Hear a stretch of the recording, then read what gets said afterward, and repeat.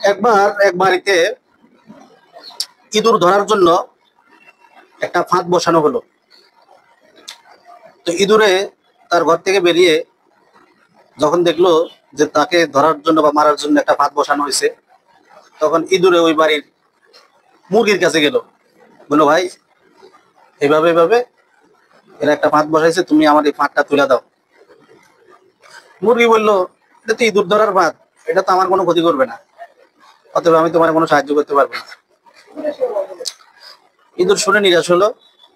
সে ওই বাড়ির ছাগলের কাছে গেল, যে ভাই আমার ঘরের সামনে দিয়ে ফাঁদ বসা রেখেছে, তুমি একটু ফাঁদটারে কোনোভাবে একটু সরাই দিতে পারো কিনা দেখো। ছাগলও বললো, এটা তো ছোট ইঁদুর ধরার ফাঁদ, এটা তো বড়দের কোনো ক্ষতি করবে না, সুতরাং আমি তোমার কোনো উপকার করতে পারবো না।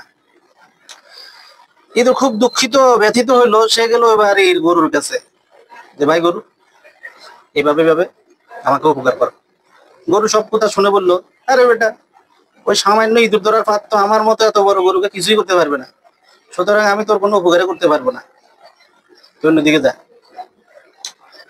ইঁদুর সবশেষে নিরাশ হয়ে তার ঘরে ফিরে গেল। রাতের বেলা ঘরের গৃহকর্ত্রী যে মহিলা, তিনি একটা আওয়াজ শুনলেন।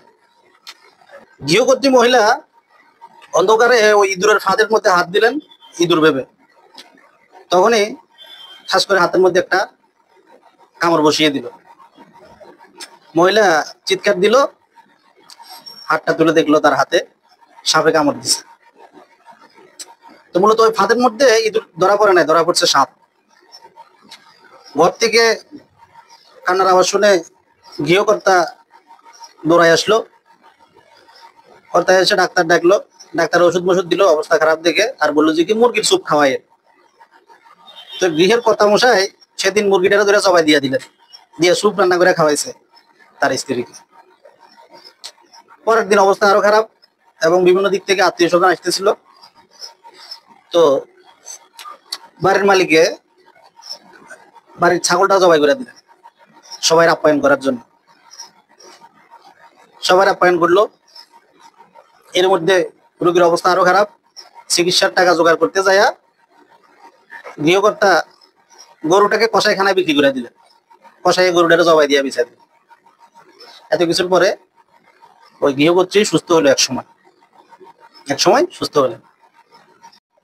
তো প্রাইম এশিয়া বিশ্ববিদ্যালয়ের ছাত্র জাহিদুল ইসলাম, তাকে দিন দুপুরে ছুরিকাঘাতে হত্যা করা হলো।